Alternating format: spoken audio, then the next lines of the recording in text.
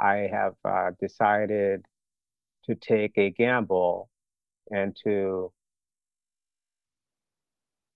share some elements of a story that I've been curating.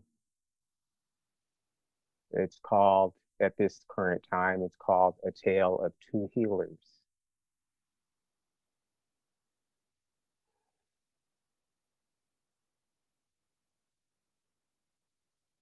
Um,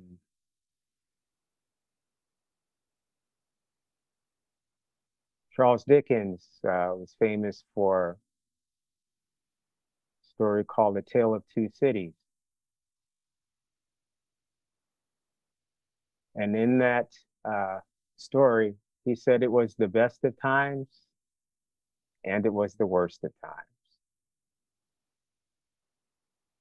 And my mind took it and said, hey, okay, maybe it was the best of times in one city, while in the other city, it was the worst of times, which very much describes, our geographical situation right now. London is celebrating the bicentennial or something, the platinum edition of the Queen of England. And, Ukraine is, getting bombed out, and then Uvalde and Tulsa are in deep, deep, deep suffering. And then there's Cancun, maybe they're having a good time in Cancun. A tale of two cities. So it's the best of times and the worst of times. We're always working with both. And that particular train of thought kind of has informed, what I would like to endeavor to talk to you about tonight. And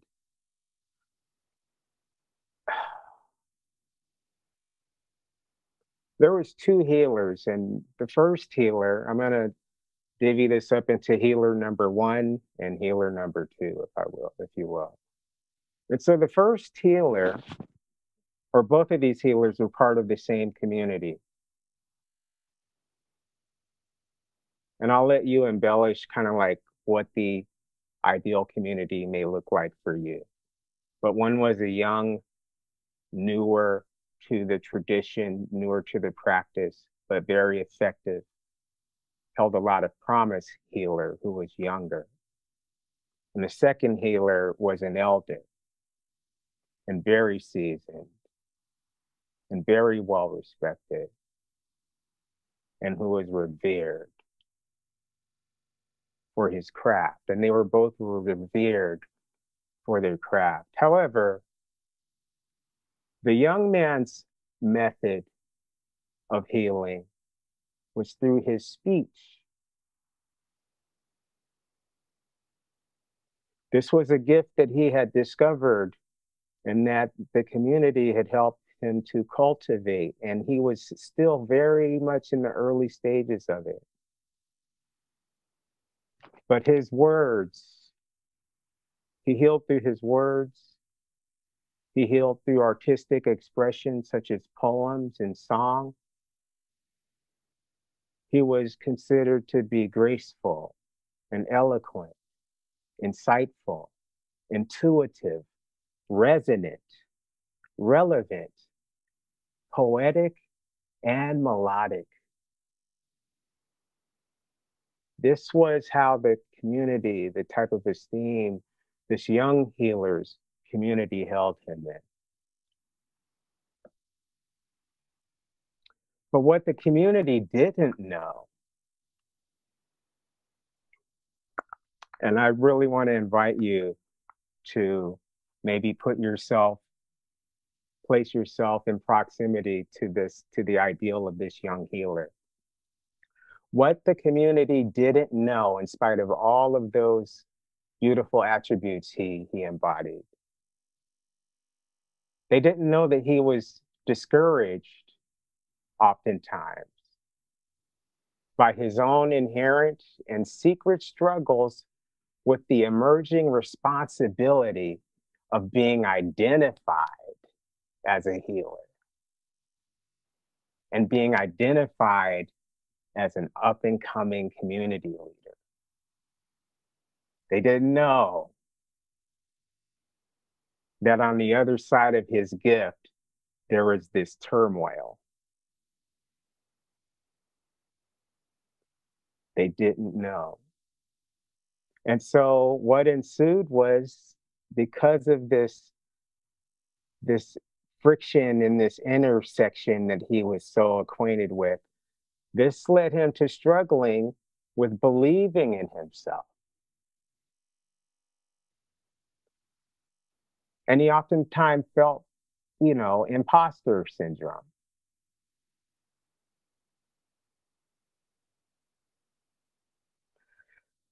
This particular experience compounded his shame, and he would act out his shame by not being eloquent and poetic and melodic, but he would act it out by being harsh and cynical and sarcastic. And this was acted out this way. It was his way of sabotaging his calling, and to distance himself and possibly even disqualify himself from what he perceived as a heavy responsibility to be what was obvious to everybody else. But people didn't know what his struggle was. And as a result, another way that he would act out is that sometimes he would just disappear. He would go on hiatus,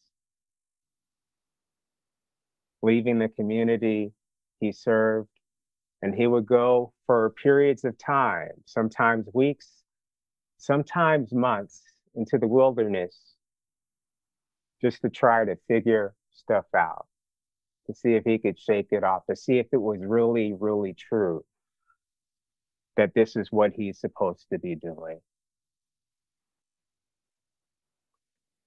And so within that same community, you had the second healer,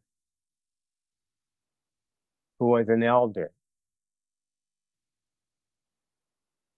He was a gentle and a sympathetic and a silent man.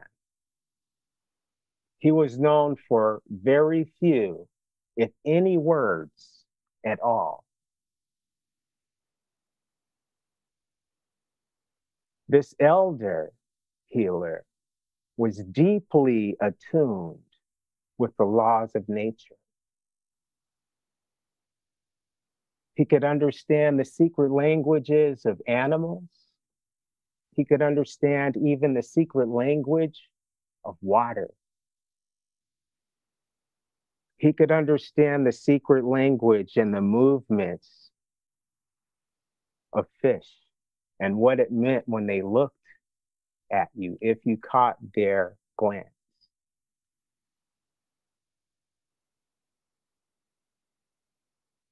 He could understand the secret language of birds and even plant life. And he, being a human being, cultivated through his familiarity and acquaintance with the laws of nature, he cultivated the ability to not really need to speak the way most humans spoke. But yet he was still very much integrated into the human life of the community, that they just accepted that that's how he was. And his method of healing, unlike the young healer who used his speech and his eloquence and his artistry, the method of this elder was simply to bear witness to the person or persons that were in front of him.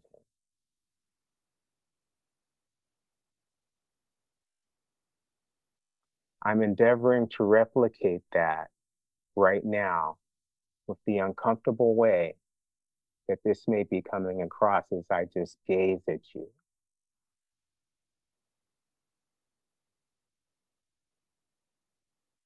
And as I do so, I'm seeing you and all of your other yous.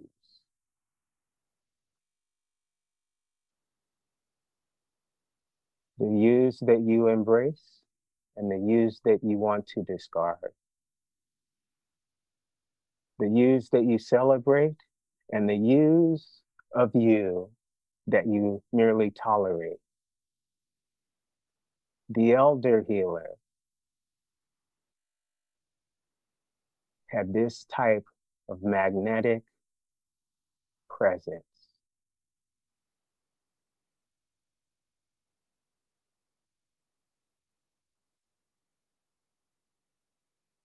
And he would see you.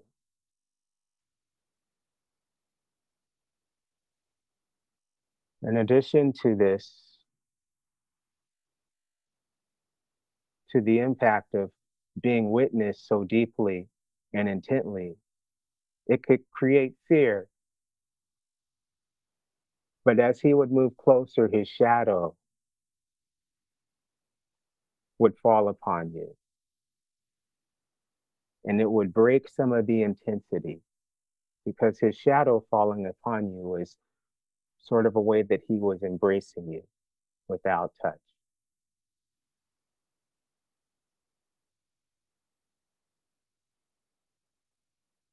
And so the elder healer, being aware that the younger healer had once again left, but this time the young man didn't come back within the typical time coordinates that he typically would. This would happen maybe every 6 to 9 months. He would need to go on his excursion. But he wasn't coming back this time. He hadn't shown up. And the elder healer, being so acquainted with nature, he knew where he might actually find this young man with his multiple talents of being aligned with the universe and having this symbiotic communication with all living beings.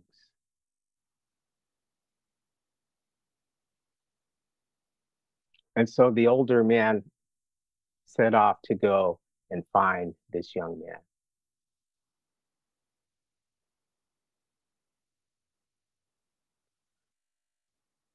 The older man actually found a set of footprints in some fresh soil.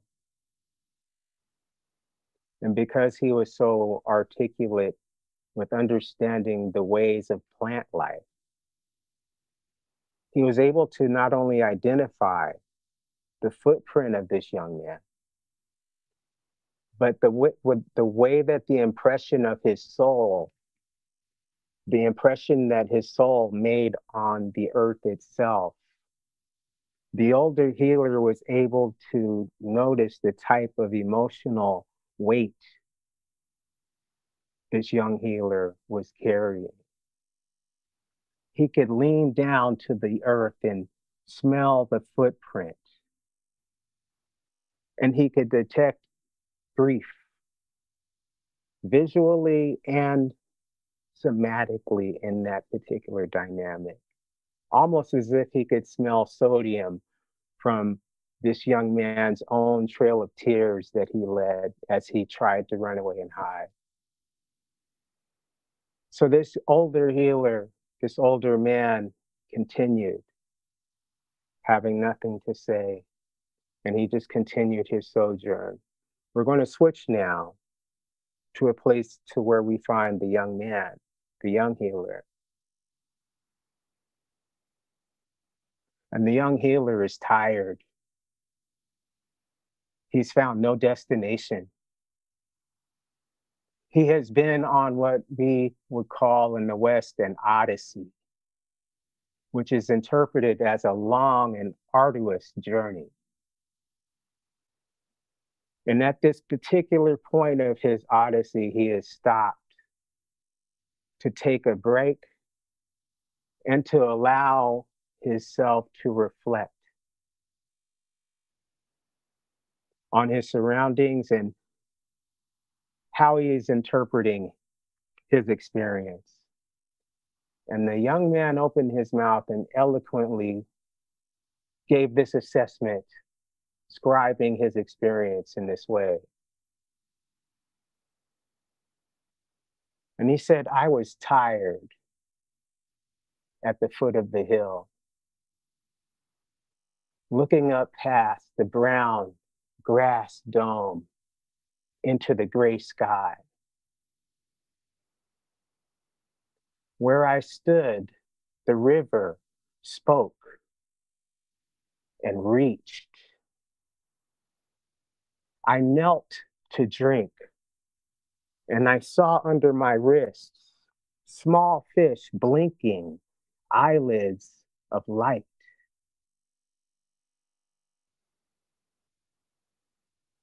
And he says, standing again, I bent with the shape of the hill where no trees grew, and rocks, even rocks leaned from pale grass. He said that it was then that the hidden bird sang, like two grass spears rubbing. Its voice was more troubled than a raven's, was like a knife parting the grass. Its voice was a red arrow breaking like lightning over an abyss. And he said, that music came into my body.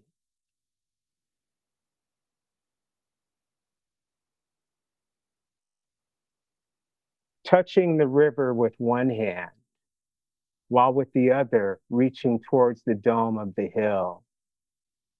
The young man began to sing his own song of lament for all of the reasons that were keeping him from his calling.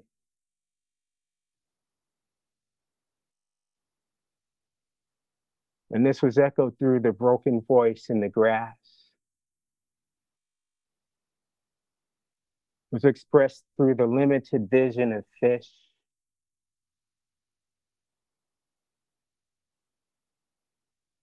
It was expressed through the seasons he saw on his sojourn, even the ashes of summer,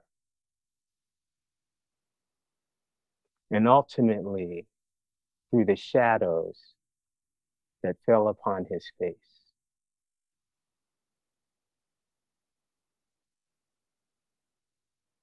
It was at this moment that he was able to look up. And he realized he was standing in the shadow of the elder.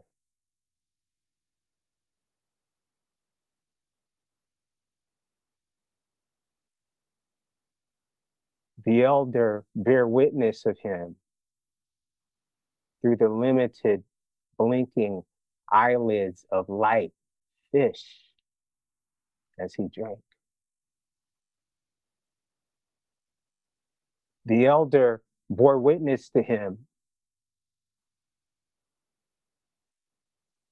through the voice of the hidden bird that sang like two grass spears rubbing. The elder witnessed him through every phase of his sojourn.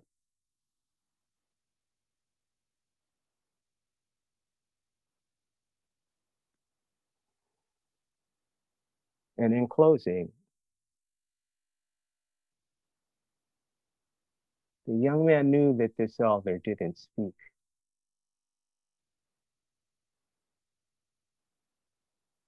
But he dared to ask a question.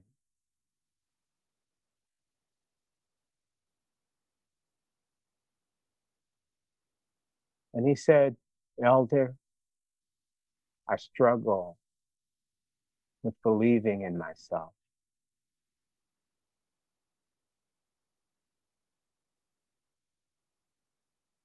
And the elder broke silence in this one case as the young man abode within his shadow, knowing that this would help him. He said, "Don't believe in yourself. Believe in the work that you are called to do."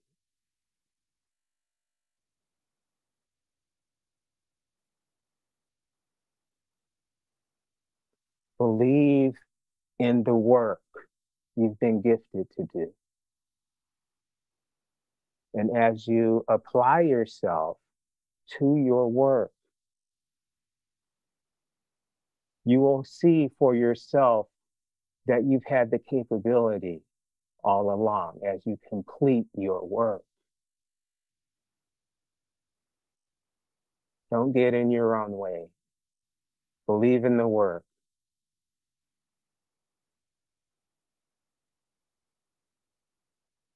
And EVMC, that is all I have to share with you tonight. I want to thank you for allowing me the space to bring something that's still in development forward. I hope that it was resonant for you.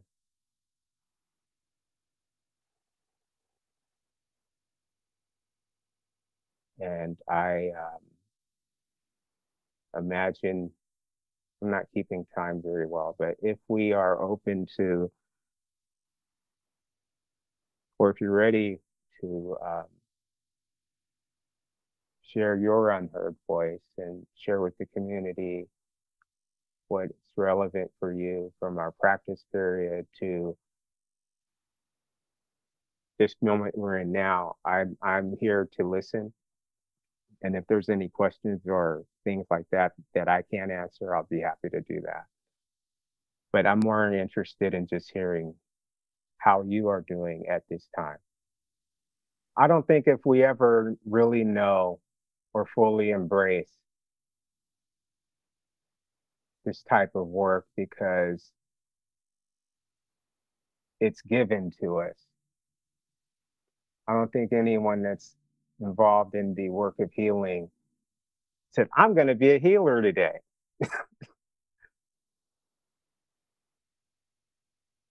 I think it is something that we're chosen to do.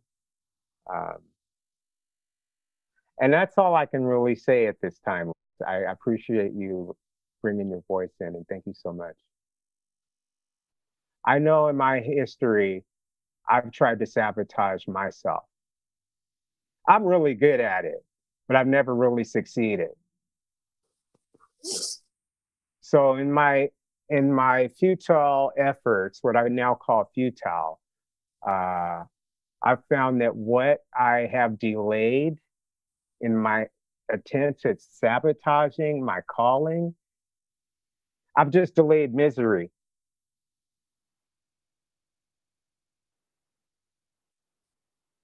I've just delayed the frustration of starting over, coming back to point one. Because as we have shared, and I hope this is maybe where your sensibilities are. If someone is a self-proclaimed healer, it's fine, but this is not work that we choose. It's something that we either accept or surrender to.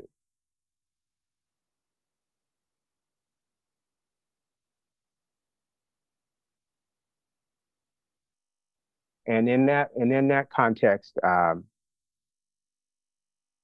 it is just much deeper than this is what I'm about, and let me show you. There's a undescribable, but yet much deeper resonant frequency of accountability that comes with the work of healing. And it goes far beyond that point of contact where your gift is expressed. It's all up in your life, you know. It's more important to know how to conduct ourselves as healers and as teachers when we're off screen than it is when we're on screen. It's about how we live. And this young man was struggling with living.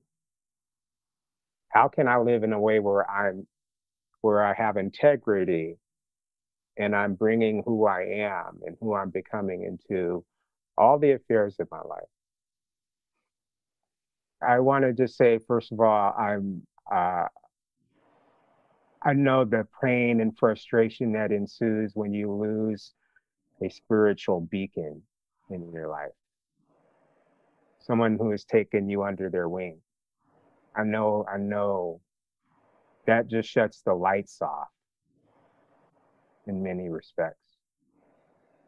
It seems to, but it seems to because we haven't really learned to trust our light.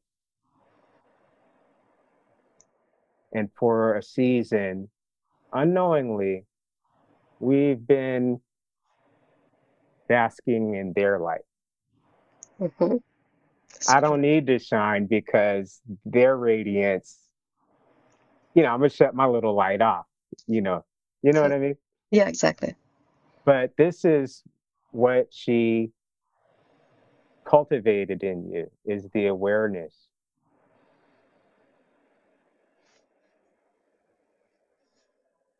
And I want to encourage you, and I don't want to get all mystical or anything like that, but I encourage you to stay in touch with your teacher, to incorporate and invite her presence into your practice, and to be very practical, and to avail yourselves to the unseen Sangha. It's real. And find yourself just opening your heart to continuing to learn. Yeah. Continuing to learn, which means making mistakes. You're just going to keep walking, knowing that she's witnessing, that you're being witnessed.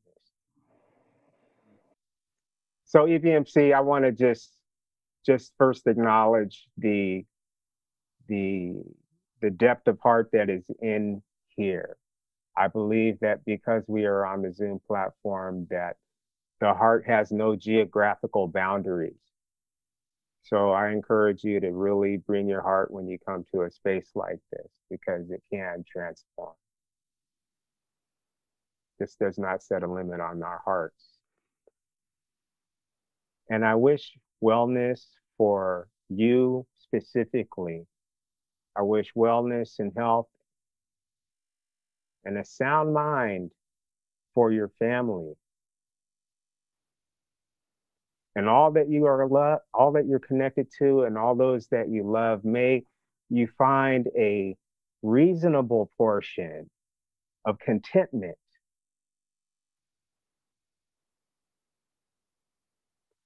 May the sense of fear that is being stoked, the flames of fear that are being stoked in our country and in our world, may you feel just the necessity of impermanence while at the same time embracing each moment and seeing the joy in it. We're living a both and life, impermanent and present.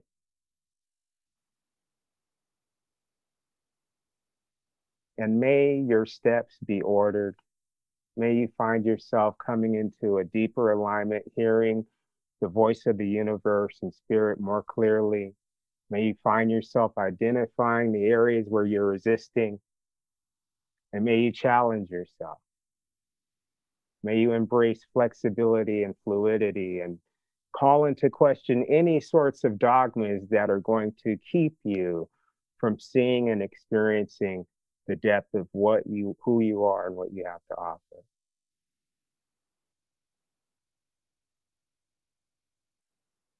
And may all beings be safe and protected from inner and outer harm.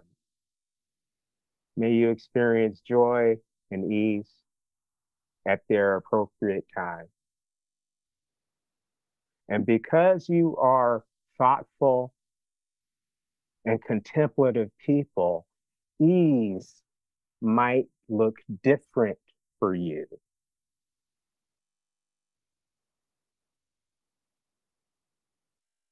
So explore how you can really find a sense of ease as people of color, because it's never been easy for us,